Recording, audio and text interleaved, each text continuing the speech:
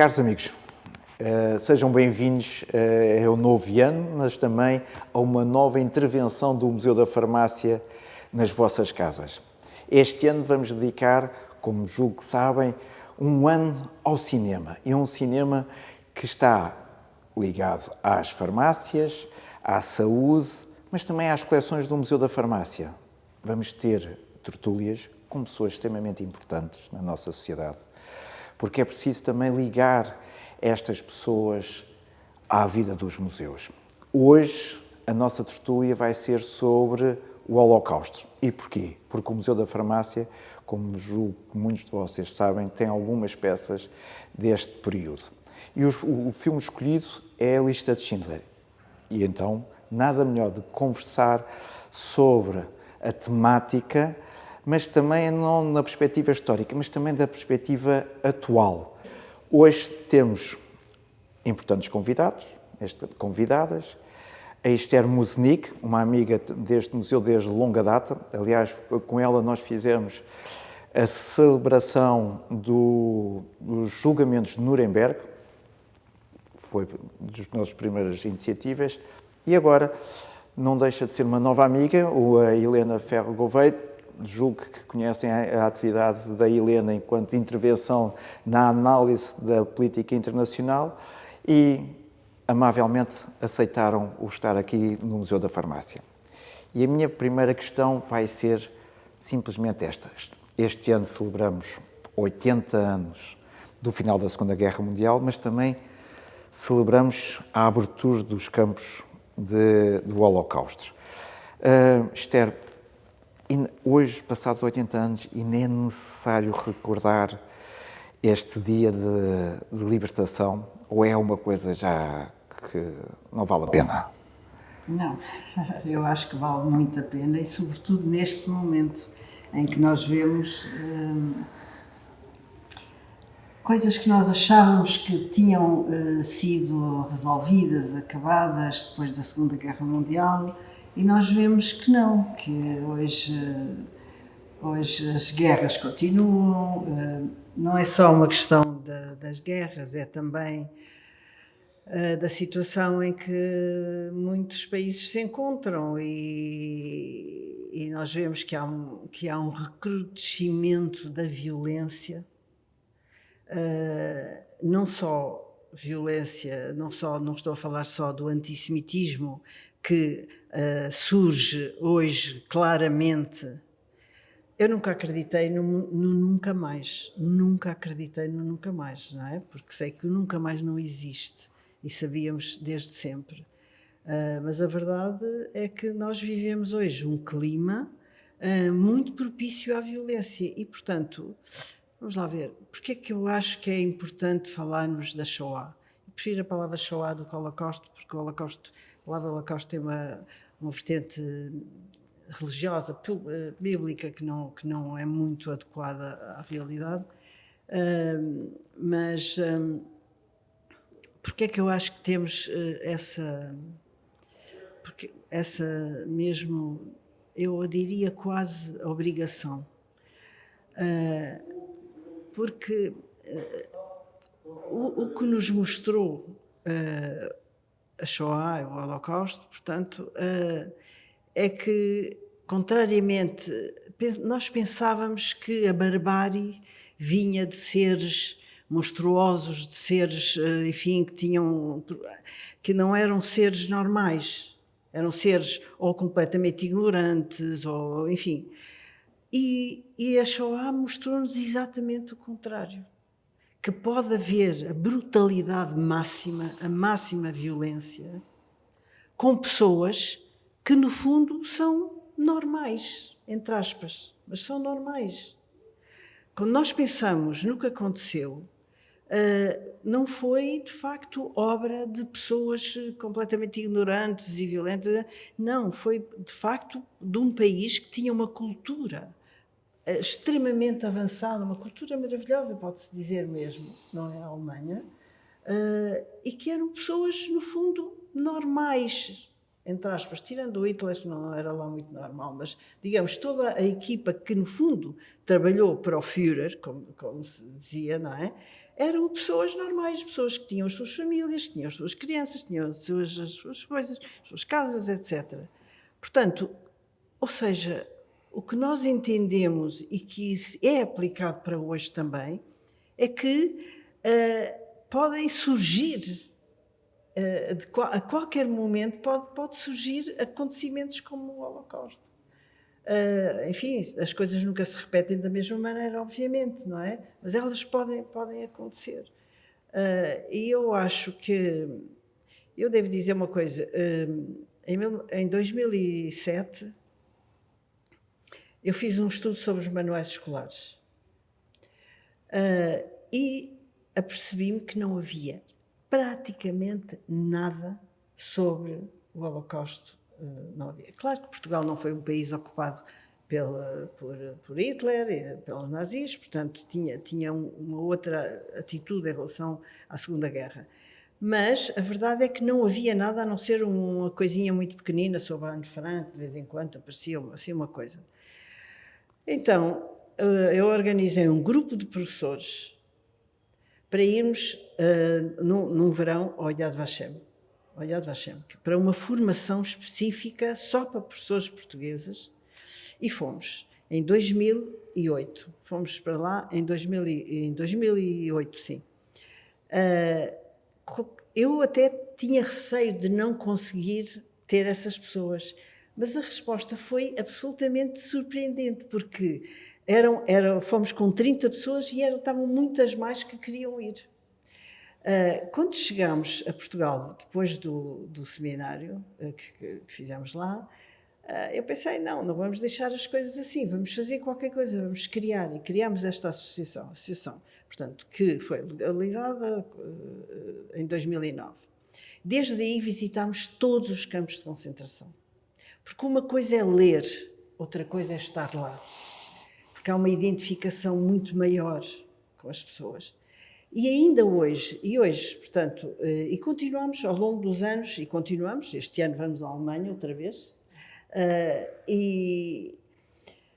porque vamos à Alemanha outra vez porque vamos com um tema um bocadinho diferente, que é o tema entre 33 e 39, que é as primeiras vítimas do Holocausto, não é?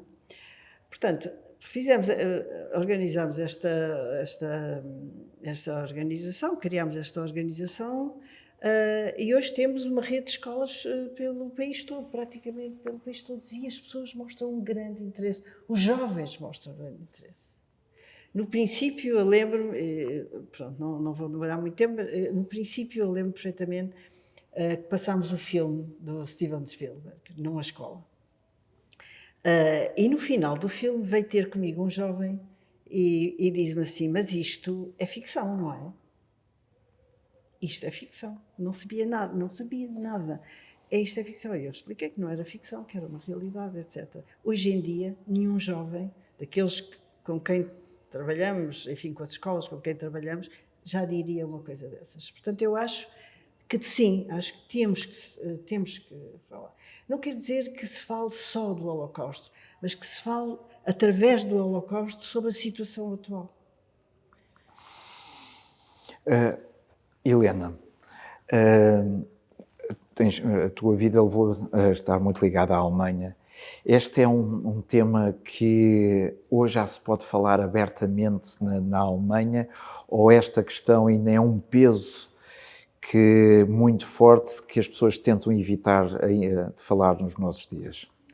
Na Alemanha atualmente fala-se abertamente não apenas da Shoah, mas daquilo que é a responsabilidade como Palma. Foram precisos vários anos, e só no final dos anos 80, quando se começou a exibir uma série televisiva dedicada ao Holocausto, é que a sociedade alemã começou a discutir este tema. Porque, portanto, houve a Segunda Guerra, houve a destruição da Alemanha, a reconstrução, e depois caiu um manto de silêncio porque muitas das pessoas ou tinham estado envolvidas, ou tinham pertencido ao partido nazi, ou os pais, as mães tinham estado envolvidas, portanto houve um silêncio, o nicht gewusst, eu não sabia de nada, que foi algo onde os alemães se refugiaram e se refugiaram muito. E eu já volto à atualidade. A Esther referia aqui a importância de ir aos campos de concentração e de facto eu, a primeira vez que levei as minhas filhas a um campo de concentração, levei-as a Buchenwald, portanto que fica ao lado de Weimar. Weimar é a cidade de Schiller, de Goethe, da poesia, da elevação, e ali no monte havia um campo de concentração e as pessoas viam passar os comboios carregados de pessoas e nunca puderam dizer que não sabiam, não quiseram de facto saber, e houve muitos cúmplices não envolvidos diretamente porque não estavam no campo a exercer funções, mas sabiam e não fizeram nada. Tanto que quando Buchenwald foi libertado, há aquela célebre reportagem fotográfica publicada numa revista norte-americana, onde se vê os cidadãos de Weimar que foram levados, portanto, pelas tropas, pelos aliados, a passarem em revista as pilhas de corpos. E, de facto, os alemães foram confrontados com o horror. Mas isto foi nos primeiros momentos. Depois caiu um manto de silêncio. Depois nós lembramos da história alemã, este manto de silêncio levou ao surgimento do movimento terrorista das RAF, que começaram por questionar, portanto, também este silêncio, e depois derivaram para outro tipo de extremismos. E só nos anos 80 que se começou a falar, e depois começou-se a publicar muito, e na Alemanha publica-se muito sobre esta temática, nunca para de se investigar.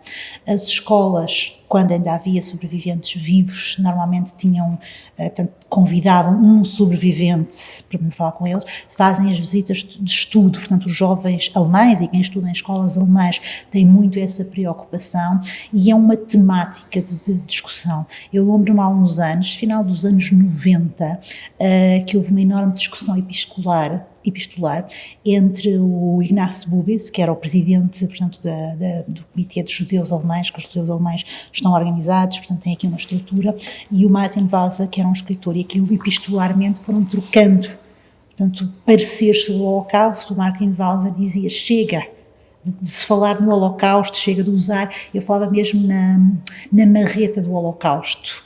E o Ignaz Bubis indignou-se e, aliás, isto depois deu origem a um livro e, portanto, todas estas trocas epistolares que foram sendo publicadas, portanto, muito à maneira alemã, de fazer isto com muita seriedade, e houve uma enorme discussão pública uma vez mais. Depois houve a discussão em torno, portanto, deste monumento ao Holocausto que há no centro de Berlim, que houve uma enorme discussão, portanto, gente que não queria que aquilo fizesse, mas depois, portanto, acabou por imperar o é necessário termos aqui em Berlim, no coração histórico da cidade, este momento. Aliás, eles têm um centro depois de interpretação histórica muitíssimo interessante, e houve a preocupação que eu acho que é fundamental, são coisas muito pequeninas, as Stolpersteine, as pedras de tropeçar, em frente a casas de onde foram deportadas pessoas, casas essas que foram ocupadas por famílias alemãs, importa dizê-lo, porque muito do património judeu depois passou para alemães, portanto toda a sociedade beneficiou. Aquilo que a Esther dizia, e que é fundamental, pensar que eram monstros, ou que eram só os membros do partido nazi, não é verdade.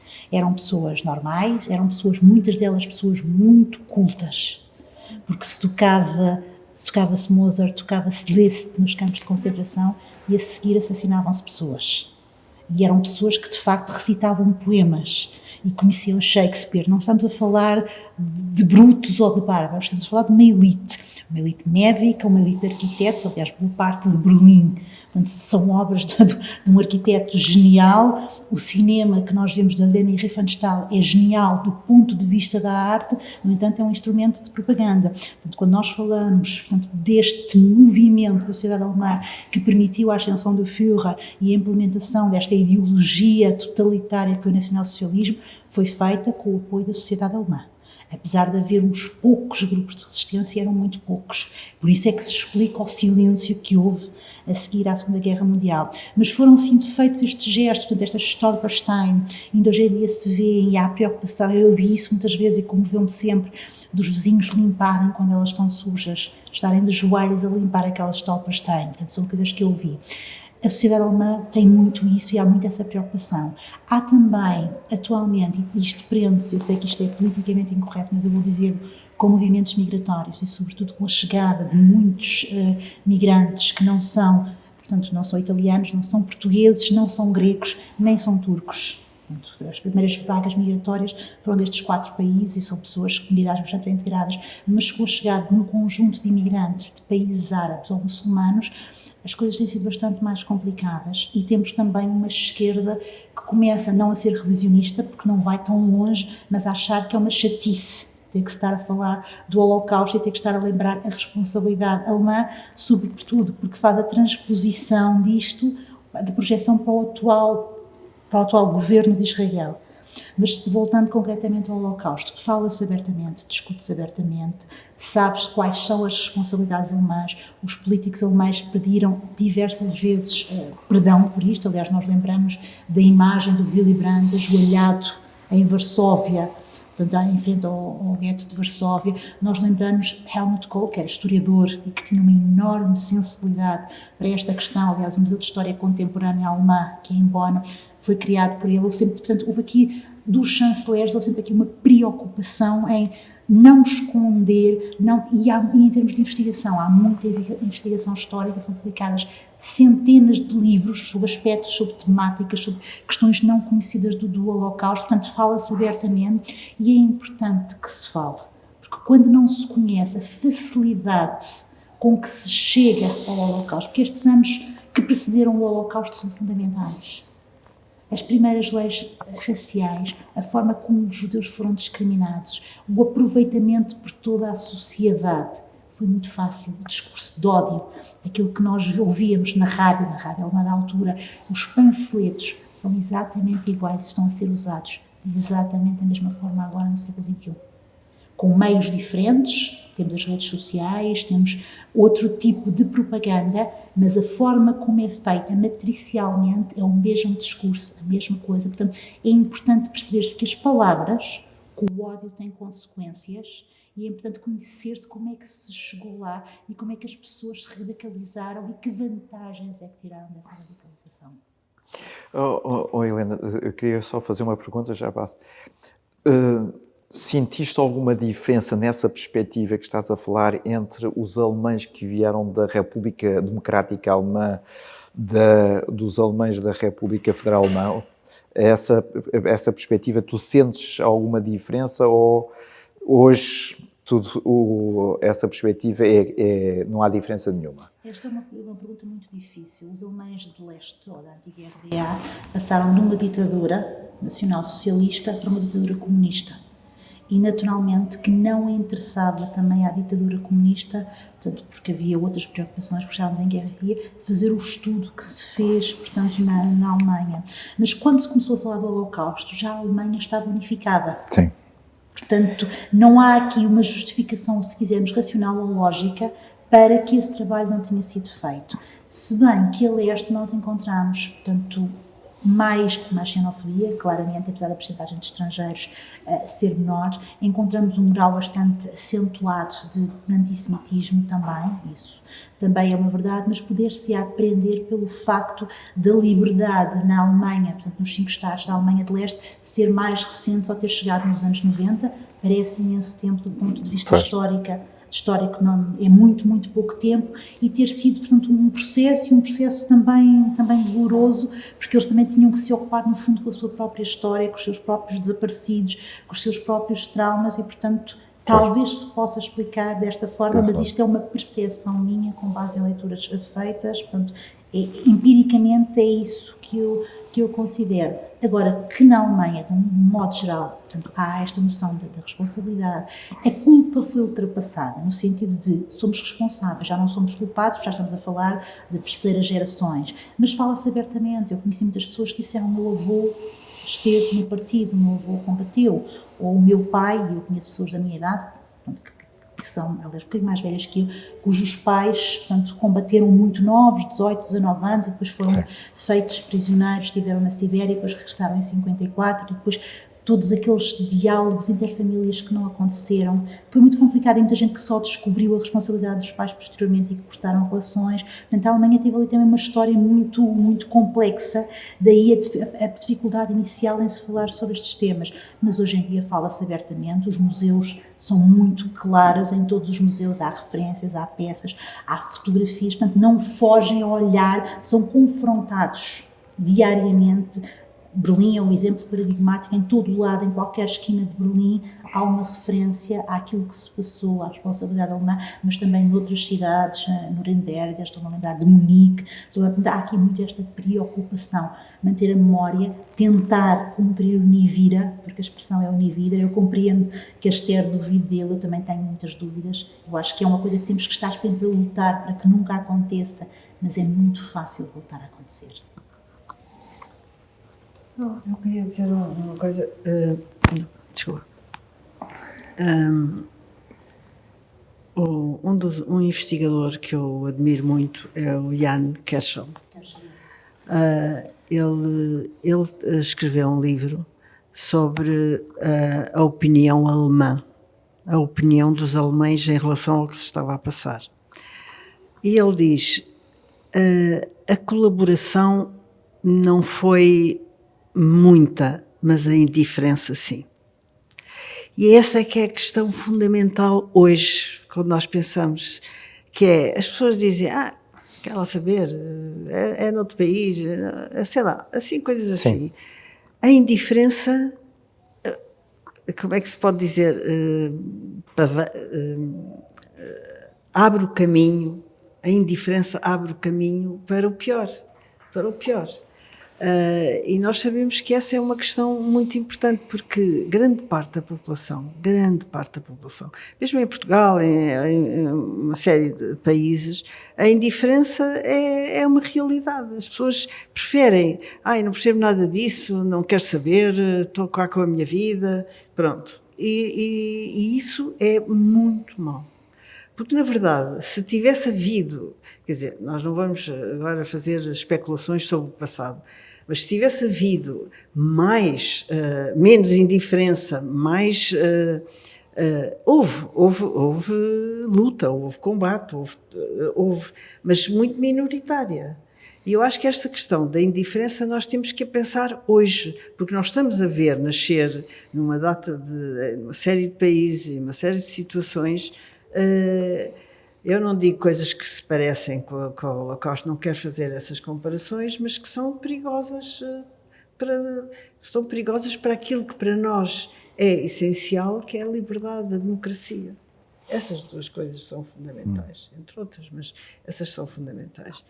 E portanto, acho que também alguém escreveu um livro sobre os indiferentes. Não sei, pronto. Por acaso o livro não é grande coisa, mas o título é muito bom, porque é de facto os indiferentes que deixam acontecer coisas que não queríamos que acontecesse, não é? Eu vou pegar exatamente nessa parte, porque nós todos os anos colocamos as nossas peças em exposição, portanto, e apesar das fotografias que o Melvin, que este soldado nos deu, e o seu equipamento, e aquilo um rótulo do Zyklon B, eu sinto alguma indiferença por parte dos jovens. E qual é a peça que lhes chama a atenção? É um meio-bilhete. É o quê? Um meio-bilhete para Auschwitz. E eu, quando pergunto porque é que as outras peças não os toca, por um lado é o desconhecimento do o que é que o Zyklon B foi e o que é que fez, as fotografias daquelas pessoas empilhadas, eu acho que a morte está muito banalizada, até pelo, eu sei que isto pode ser uma generalidade, mas até pelos jogos que tem, mas é o meio bilhete. E muitos destes jovens não sabem que aquelas pessoas foram enganadas. Estavam a ser enganadas. Diziam que ia para uma outra vida e que tinham que pagar bilhete. E isso toca-lhes porque eles têm que pagar bilhete. É um simples meio bilhete que é a peça que mais lhes toca nos jovens que vêm aqui ao museu. E a minha questão é, e que eu tenho sempre, é: não deveria ter as Nações Unidas, entre aspas, obrigado que todos os jovens entre os 13 e os 15 anos teriam que passar por um campo deste... Obrigada, sim. Obrigado, Obrigada, entre aspas, mas sim. Vou dizer uma coisa, no currículo tem que ter que passar por lá para sentirem essa... Sim. para não sentirem indiferença. Nós criamos um projeto que se chama A Minha Escola Vai a Auschwitz. E, portanto, não são adultos, não são professores. Quer dizer, os professores também vão acompanhar, sim, claro, mas é precisamente para os alunos. Alunos do secundário, não é? Porque não vamos obrigar crianças... Claro. E, mais uma vez, contrariamente à nossa expectativa inicial, houve imenso interesse, inclusive dos próprios pais. Até há pais que vão com os filhos, embora não seja esse o objetivo, mas os professores vão com os filhos e pagam, não é? Porque tem que se pagar. Claro. E pagam. O retorno que há desse projeto, que agora esmoreceu um pouco, e eu acho que tem tudo a ver também com o que se passa, a guerra, etc., não é? Mas a verdade é que durante anos funcionou sempre muito bem. E eu acho que foi essencial. É o que eu estava a dizer há bocado. Uma coisa é nós sabermos, pela leitura, por ouvir dizer, por os filmes, etc., que são muito importantes, sim senhora, sobretudo os filmes, que são mais diretamente ligados do que os livros para os jovens, não é? Mas eu acho que é fundamental ir lá. Pois, eu também. É fundamental ir lá. Eu acho que nós já visitámos todos os campos de extermínio e de concentração, campos diferentes, não é? E vamos continuar a fazer, porque é fundamental. É fundamental, porque lá está, é isso que acabamos de falar, é sobre a questão da indiferença. E a indiferença, eu acho que quebra quando as pessoas veem coisas daquelas. Pode não quebrar em toda a gente, se calhar há pessoas que não se interessam nada. Eu lembro-me, por exemplo, de haver jovens americanos que iam para lá e iam completamente sem interesse nenhum, mas não só americanos, de outros países também isso acontece, não é? No nosso caso, temos um bom retorno, mas pronto. Agora a situação tornou-se mais complicada. Duas notas. O Ian Kershaw, eu entrevistei na altura em que ele lançou a biografia monumental do Hitler, que é uma coisa que eu aconselho a leitura, são 2 volumes, são mais de 1000 páginas, mas é fácil perceber como é que uma sociedade desenvolvida, uma sociedade, a gente lembra dos loucos anos 20 em Berlim, uma sociedade moderna, uma sociedade onde já havia nos anos 20, por exemplo, locais de encontro para homossexuais, o que seria impensável no restante da Europa, portanto, com uma mentalidade, como se diz hoje em dia, aberta. Como é que foi possível que uma sociedade, portanto, desenvolvida, moderna, do ponto de vista cultural, do ponto de vista tecnológico, portanto, fosse a sociedade que perpetuou e que permitiu, portanto, a Shoah. E a leitura, eu acho que é fundamental, e o Ian Kershaw nesse livro que mostra, não havendo essa cooperação, mas havia essa cumplicidade, e era o alemão normal. E isso importa dizê-lo, portanto, aqui o silêncio mata. E foram demasiados silêncios dos alemães, mas nós não podemos esquecer também, naturalmente, o que se passou em França, o que se passou na Polónia, o que se passou na Áustria, o que se passou em muitos países de leste, que ainda hoje em dia estes processos não são falados, não são pensados. E eu lembro-me de estar em Ljubljana há muito pouco tempo, ir a um antiquário e ver peças de devocionária nazi expostas na montra e vendidas. Portanto, não há esta questão é fundamental. E a questão da identificação, o ir a um campo de extermínio, é algo que nos permite pôr-nos ou aproximarmos do lugar daquelas pessoas. E eu escolhi deliberadamente com as minhas filhas ir em fevereiro. E, portanto, Buchenwald neva muito. Portanto, era um campo gélido, em fevereiro, as barracas, portanto, os pavilhões continuam lá. E lembro que aquilo que marcou mais as minhas miúdas foi precisamente um berço que eles têm lá. cada um tem as suas identificações, não é? Mas elas ficaram, eu quase diria, chocadas, comovidas. Foi um momento, e nós falamos muito em casa, sempre fiz um esforço muito grande de educação neste sentido, e noutros, elas são ambas muito politizadas, portanto, em termos de história, mas foi aquele momento, porque de repente perceberam que crianças ou adolescentes como elas, não era por serem crianças ou adolescentes que, portanto, que teriam aqui, que seriam diferentes ou que seriam poupadas.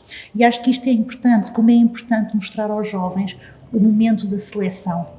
O momento, aliás, por exemplo, a escolha de Sofia, nós estamos aqui a falar de um outro filme, a escolha de um homem Schindler que decidiu salvar vidas, mas também há filmes que eu acho que já são mais antigos, mas que retratam, portanto, o que é que se passou ali, as estruturas individuais, as mães terem que optar por um ou por outro filho, e isto não é ficção, é realidade. Portanto, parece-me que é importante mostrar isto às pessoas, porque é pela emoção. Nós vamos lá. O ciclone B, os miúdos hoje em dia pensam que são garrafas de gás normais, nem sequer têm, portanto, às vezes, ou nem todos, têm o conhecimento Sim. da máquina industrial que foi montada e como é que se chegou a essa máquina industrial, porque houve outros métodos que foram tentados, mas que eram demasiado brutais, não para as vítimas, mas para os perpetradores.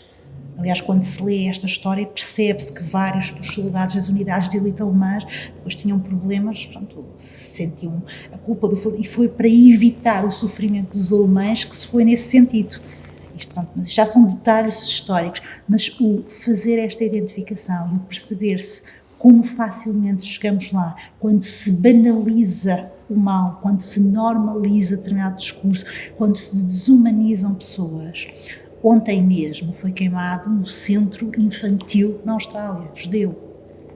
Portanto, e nós estamos a assistir a este recrudescimento que tem a ver com o conflito agora, mas a forma como se normaliza isto, como se tem destruído património judeu, como se tem atacado judeus, como se tem desumanizado judeus, até na própria Alemanha, e neste momento, por exemplo, Berlim, as ruas de Berlim tornaram-se palco de coisas que eu nunca pensei ver. Portanto, há aqui um esforço de tentar conter, portanto, não pondo em causa direitos, liberdades e garantias, nomeadamente o direito à manifestação, mas aquilo que nós vemos é que um perigoso recuo. Portanto, isto é tudo muito fácil, estes equilíbrios são muito fáceis de serem desequilibrados, daí a importância de se falar nestes temas, de se mostrar destes ciclos de cinema, destas conversas, do trabalho extraordinário que o museu faz, e esse meio bilhete é absolutamente, é comovente, é aquele momento comovente em que a pessoa vai e não regressa.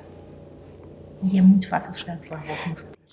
Eu vou-vos dizer o seguinte, já há muitos anos, ainda no tempo de Sua Majestade a Rainha Isabel II, para não estar a fazer contas, houve uma exposição no Imperial Museum.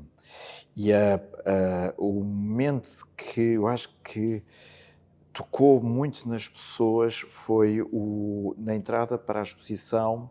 Nós tínhamos de um lado e do outro, no corredor, fotografias dessa seleção. Portanto, nós víamos, mas de repente a nossa cara aparecia nesse corredor, porque o que eles fizeram foi retiraram a cara de algumas pessoas e também de crianças e puseram ao nosso nível. Portanto, nós de repente, antes de entrarmos na exposição, nós passámos a fazer parte daqueles que eu acho que foi exemplar a forma como logo no início mostraram, tentando também dizer que aquilo que irão ver a seguir podia-vos ter acontecido. E isso, por acaso, foi muito, muito interessante da forma como nós tentamos chegar às pessoas, porque os museus têm também esta missão de interpretar, não há uma única interpretação, pode haver várias, e esta é uma forma. Mas eu queria perguntar-te, Helena, o seguinte, os alemães, nós falamos sempre nesta altura dos alemães, e quando faço referência, digo sempre os nazis, tendo sempre esta atenção que não foram só os alemães. E esta forma insensível de tratar continuou. Foi só porque houve uma parte que foi vencedora e nunca mais se quis falar. Houve um apagamento exatamente dessa continuação de extermínio e de mortalidade porque nós deixámos de falar em outros países que participaram? Parece-me que a responsabilidade é, em primeira análise, alemã. E isso é uma verdade histórica e, portanto, e é inegável. Por isso, daí a falar-se nos alemães. Mas não foram os alemães sozinhos. E importa também, por exemplo, olhar para a França, os colaboradores, e houve muitos, olhar para a Polónia, onde é um tema tabu, e, portanto, o facto dos judeus serem colocados em guetos, serem conduzidos a campos de concentração, também contou o apoio da população polaca. Naturalmente que depois a Polónia foi oprimida e fez parte de um regime comunista, e estas questões não são confortáveis. Eu lembro de estar em Varsóvia a debater isto até com judeus, e é uma questão que ainda causa muitos incómodos. A Áustria é um exemplo paradigmático, enquanto na Alemanha houve aqui esta preocupação de, portanto, fazer o Vergangenheitsbewältigung, ou seja, de olhar para o passado, trabalhar o passado, aceitar a responsabilidade, aceitar a culpa, aceitar, portanto, todo o horror que foi este momento da história alemã. Eles falam-se da hora zero da história alemã. Noutros países que foram colaboracionistas, embora a responsabilidade continue a ser alemã, atenção, ninguém está aqui a tentar minimizar a responsabilidade, isto não foi feito. E é importante que isso seja feito pelos historiadores, para perceber que houve, portanto, conjunturalmente, aliás, o Hitler, no início, era bem visto por um conjunto de... Basta nós irmos aos jornais da época, era bem visto no Reino Unido, houve jornais a defenderem Hitler, era bem visto nos Estados Unidos. Portanto, houve, no momento em que ele surgiu, ele aparecia de alguma forma como um revolucionário, como alguém que vinha aqui fazer uma movimentação social, e até foi bem acolhido. Depois, pronto, foram-se apercebendo de que é que se estava a falar. Mas há este trabalho que tem que ser feito, e a história é fundamental, a investigação histórica, e o não deixar cair, e não permitir que seja a narrativa dos vencedores, porque também houve muito isso, e como a União Soviética fez parte dos vencedores, houve muitos também dos crimes cometidos durante a libertação do continente europeu, que foram cometidos pelos aliados, não apenas pelos soviéticos.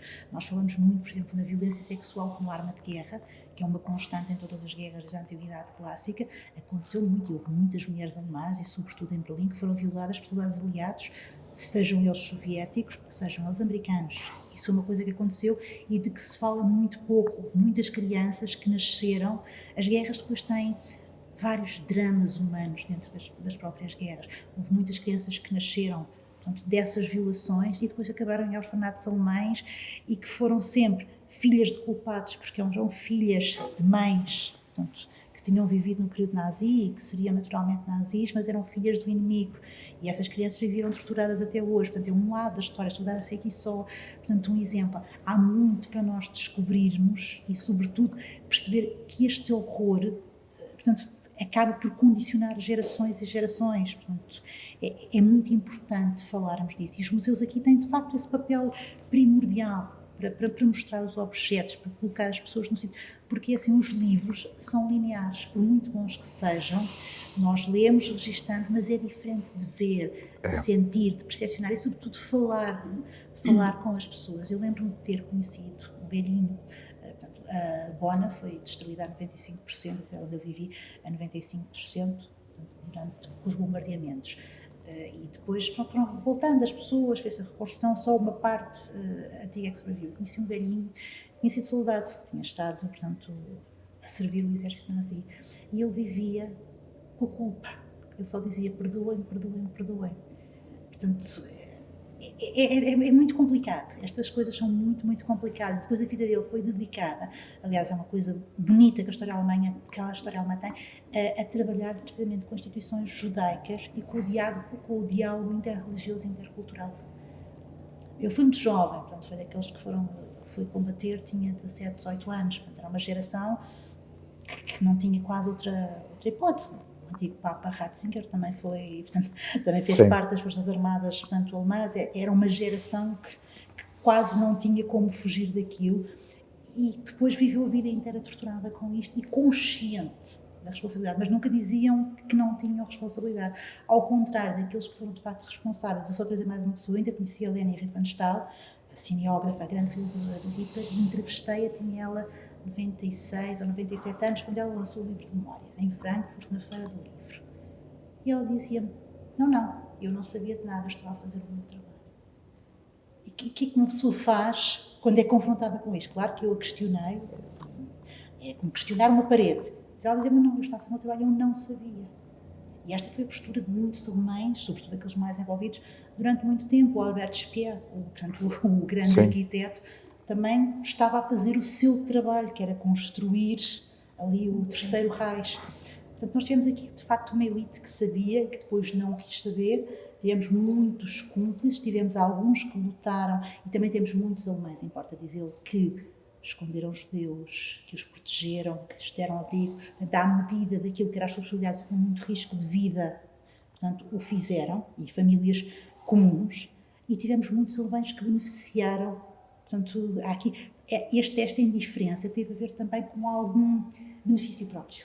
Sim. Que é algo que se fala hoje em dia também muito na história, que é, há aqui uma casa vazia, uma boa casa, com bons móveis, até tem pianos.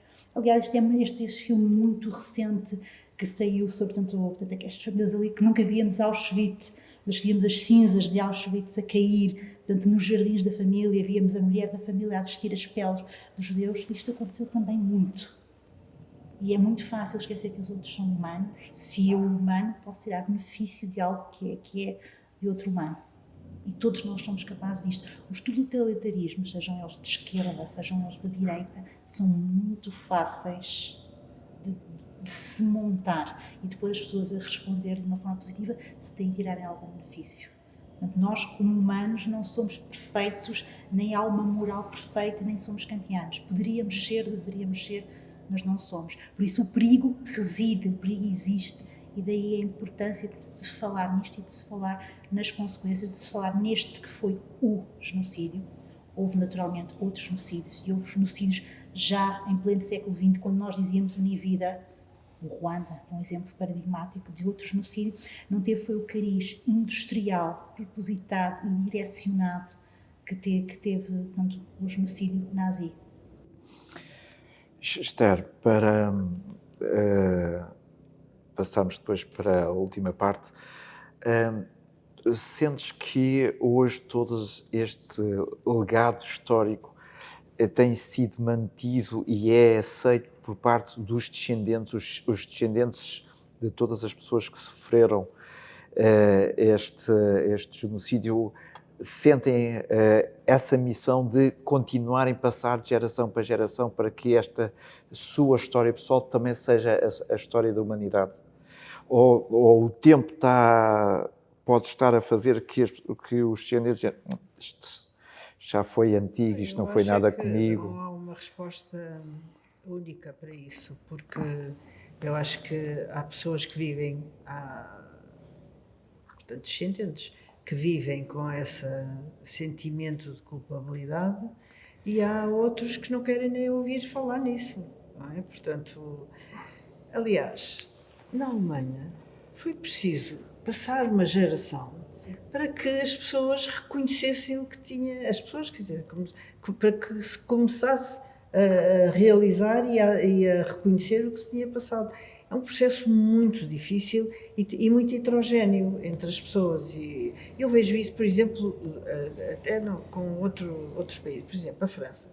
Nós trabalhamos muito, quando eu digo nós, é a Associação Memória e Ensino do Holocausto, trabalhamos muito com o Memorial de la Shoah, que faz um trabalho espetacular com toda a Europa, com pessoas de toda a Europa, com instituições, portanto, como a nossa, de toda a Europa. Ainda agora estivemos em Paris durante uns dias com pessoas desde a Albânia até, sei lá, por todo lado. E, portanto, o que vemos nomeadamente entre os jovens dos diferentes países, um enorme interesse, uma enorme pesquisa também dos seus próprios países, porque praticamente são quase todos os países que também colaboraram. E a França tem um papel especial nisso, e isso é uma coisa que também não se pode esquecer, porque fala-se muito na Alemanha, e com razão, claro, mas também tem que se falar nos países que mais colaboraram. A França foi absolutamente, nem sei com que adjetivo hei de dizer, mas foi horrível. Foi horrível. Foi horrível. Foram ao ponto, por exemplo, de separar. Porque, primeiro, a polícia tinha que descobrir onde é que estavam os judeus, em que casas estavam e não sei o quê, para os apanhar, para os levar para os campos de trânsito, não é? Pronto, que eram os campos de trânsito em que as pessoas ficavam lá e depois iam deportadas para a Alemanha, não é? Para a Alemanha, para os campos de extermínio, a concentração, depende. Quer dizer, para além disso, eles separaram, foram ao ponto de, os franceses, estou a falar só de franceses, separarem crianças dos pais, onde ficavam meses nos campos de trânsito e depois eram deportadas sozinhas para os campos, onde acabavam, evidentemente, por morrer, não é? Quer dizer, e eu acho que quando nós falamos da Alemanha, e obviamente, não é? Porque é de lá que veio tudo, mas temos que falar também dos países que colaboraram e que têm uma, eu não quero dizer uma dívida, mas é um reconhecimento absolutamente necessário.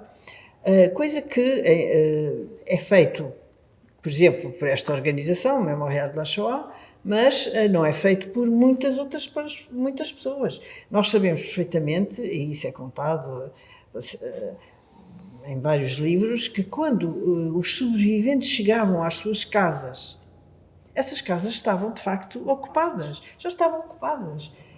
Todo o recheio tinha desaparecido.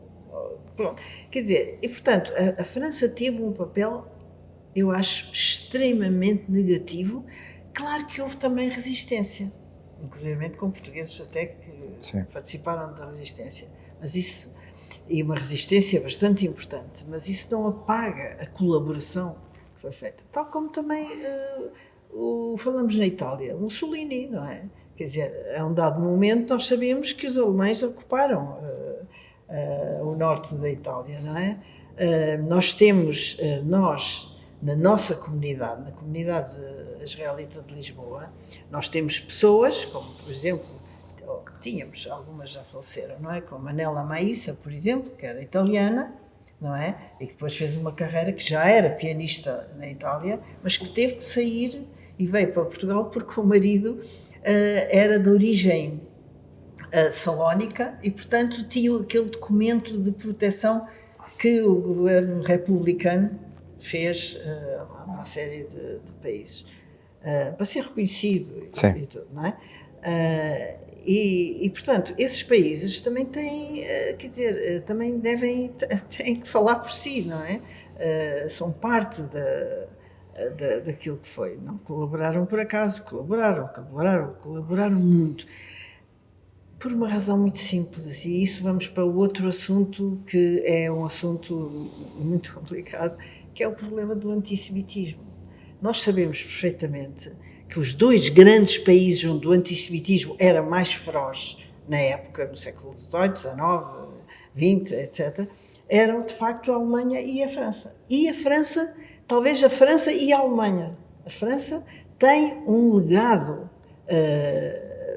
de antissemitismo imenso, basta lembrarmos da história do Dreyfus, claro, que é uma história que fez com que o Theodor Herzl, que era um jornalista que nem era judeu, mas não era nada religioso, nem nada praticante, nem nada, mas como era jornalista, foi assistir à degradação do Dreyfus. E percebeu, foi ali que ele percebeu, e a França e a Alemanha já tinham adquirido aquilo que se chama, tinham saído do gueto. Digamos que tinham um estatuto de igualdade em relação a todos os outros cidadãos. E apesar disso, o antissemitismo continuou e ele, quando assiste quando lhe tiram, portanto, a degradação do Dreyfus, ele percebe que só há uma solução para o povo judeu, e essa solução é ter um Estado próprio. Ou seja, ser livre e ser dono do seu destino. É aí que nasce a ideia da construção, da criação de um Estado judaico, que hoje é muito falado, não interessa, há pessoas que comentam negativamente e tudo, mas a verdade é que quando nós observamos ao longo dos milénios, o antissemitismo mudou de face, não é? Ou era isto, ou era aquilo, ou era porque matou Cristo, ou era porque tinha dinheiro a mais e não sei o quê, fazia especulações. Quer dizer, por muitas razões. As razões foram evoluindo, não é? E se me perguntarem porquê, e toda a gente me pergunta porquê, nomeadamente nas escolas, quando perguntamos porquê, a resposta é não sei. Não sei. Ou seja, há muitas explicações, mas nenhuma delas é suficiente. Portanto, e esse é um outro aspecto que agora nós temos, porque foi a seguir ao Holocausto. O Holocausto foi tão violento que as pessoas calaram o seu antissemitismo. Não se falava. Era muito menos evidente, não é? Mas agora, aquilo que estava dentro das pessoas veio ao de cima. E nós vemos isso todos os dias. E em imensos países. E portanto, há imensas coisas que estão à nossa frente, e eu acho que por tudo isso nós devemos, de facto, estudar e conhecer não só o Holocausto, mas tudo o que se passa à nossa volta, hoje. Helena, uma última questão. Sentes que toda estes novos desafios do século XXI e dos momentos em que vivemos pode pôr em perigo toda esta reflexão que nós fizemos aqui, que vocês fizeram aqui? Sentes que essa situação pode acontecer, ou esta memória é tão forte que nunca irá desaparecer? Eu não acredito que a memória do Holocausto possa desaparecer, porque isso era uma catástrofe para a humanidade, não apenas para os judeus ou para o povo judaico ou para os seus descendentes.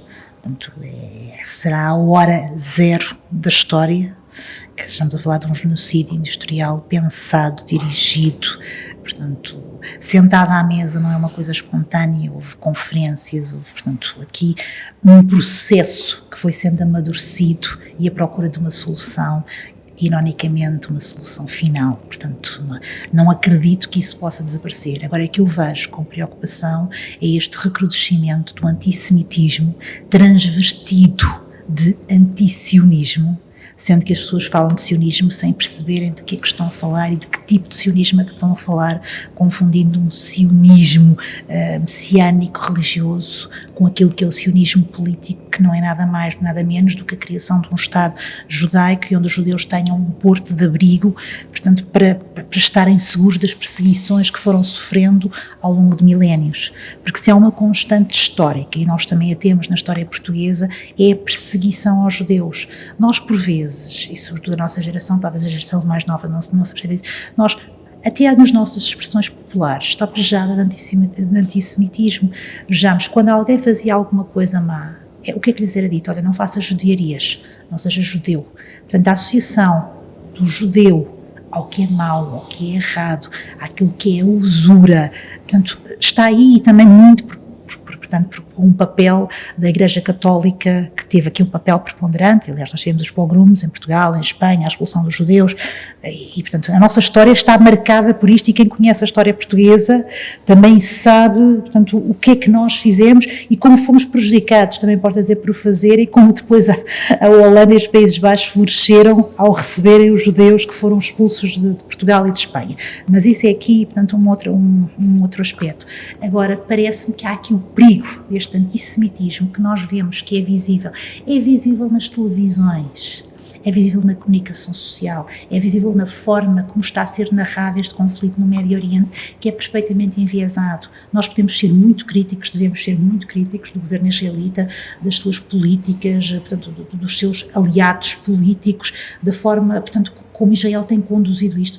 Podemos ter tudo isso, mas aquilo que está a ser feito não é isso, é dar só apenas um lado deste conflito, mostrar apenas um lado deste sofrimento. E as guerras têm múltiplas dimensões, e esta não começou do nada, não começou num vazio. Começou com um atentado terrorista que num só dia fez mais de 1.200 mortos, que é o terceiro maior atentado terrorista de sempre. Portanto, é preciso ter uma noção, e se fizer uma proporção à escala, estamos a falar de um atentado que é equivalente a 15 vezes o 11 de setembro. E foi isso que levou a esta reação, que depois podemos discutir se é exagerada, se não é exagerada, quem quer, tudo isso. Mas, à parte disto, este antissemitismo que era calado, pronto, que não era de salão, neste momento tornou-se de salão. E nós vemos isso nas ruas, vemos isso muito em França. Eu tenho tido muitos contactos também com judeus franceses que têm medo de sair à rua, vemos isso no ataque às pessoas, às instituições judaicas, vemos isso nas ruas do Canadá, que se tornou numa autêntica selva, vemos isso na Austrália, que se tornou numa autêntica selva, e com muita preocupação minha, começo a ver também isso nas ruas alemãs, numa associação contra a natura de extremismo de direita, que sempre foi antisionista, dos movimentos neonazis de que se fala muito, extremismo de esquerda, que temos aqui a esquerda, e a esquerda, assim, o extremismo de esquerda choca-me, mas o que me choca é aquela que era a esquerda ao centro, começa a ter posições, não na Alemanha, a esquerda na Alemanha sabe muito bem qual é a sua posição, e até os próprios comunistas, tanto alemães, sabem claramente onde é que se situa, mas temos aqui portanto, um movimento extremista também, e depois temos aqui um conjunto de comunidades árabes e muçulmanas, portanto, que têm alimentado isto, e eu vi coisas incríveis nas ruas alemãs, como morte ao chanceler, vamos estabelecer o califado, portanto, o fim de Israel, tudo isso. Portanto, nós temos aqui este caldinho cultural. Agora, o que me preocupa, e olhando para o meu país, é ter pessoas pelas quais eu até tenho alguma consideração, ou tinha alguma consideração, a embarcarem neste discurso e a ver uma esquerda. E as pessoas não se podem esquecer, Israel começou por ser um país, se quisermos, um país de esquerda. Quando nós olhamos para os kibbutzim, são projetos de esquerda, são projetos perfeitamente comunistas, na sua gênese. Hoje em dia, claro que se modificaram, mas Israel demoniza um projeto de esquerda, e o que eu vejo é um antissemitismo, mas atroz, atroz. Portanto, para defender uma causa, pisa-se direitos das mulheres, por exemplo, que é uma coisa que me choca muito. Porque a quantidade de mulheres que foram violadas naquele dia, e não foram violadas apenas, foram violadas, portanto, em grupo, foram violadas com uma extrema violência, foram mutiladas. Portanto, é assustador passar-se por cima disto. Partidos ou pessoas que defendem direitos das mulheres e ignorarem isto porque as mulheres eram judaicas. Ou passar-se pela morte, por cima da morte de centenas de jovens, numa festa, num festival, podia ser o Boom, podia ser o Rock in Rio, podia ser qualquer um dos festivais de verão, só porque estavam lá e, portanto, foram mortos apenas por serem judeus. E passar-se por cima disto para se atacar um governo, para se atacar o anticapitalismo, para se atacar os americanos, é absolutamente incompreensível. Mas nós temos agora um antissemitismo travestido de tal anti-sionismo, e o que eu pergunto é assim, muito bem, para onde é que vai Israel e para onde é que vão os israelitas e para onde é que vão os judeus? Portanto, há aqui muitas questões que têm que ser levantadas, mas nós não podemos ignorar que isto está a acontecer e que tem sido normalizado. Até em Portugal, nós vimos aqui a vandalização, vimos, portanto, a vandalização no Porto, portanto, temos visto aqui este discurso muito alimentado pelos mídias, e eu vou acabar com uma nota que me parece fundamental. O nosso próprio jornalismo e a nossa própria intelectualidade tem que ser menos ativista, mais factual. E é isso que me está a faltar, e pensar que as palavras têm peso. E para quem não é tão informado, para quem não conhece isto tão a fundo, as palavras influenciam ideias e mudam mentalidades. E tenho muito receio no momento onde nós estamos, independentemente das críticas legítimas que podem ser feitas, portanto, ao governo israelita e à forma como está a acontecer isto, e ninguém é indiferente ao sofrimento do povo palestiniano, importa dizê-lo.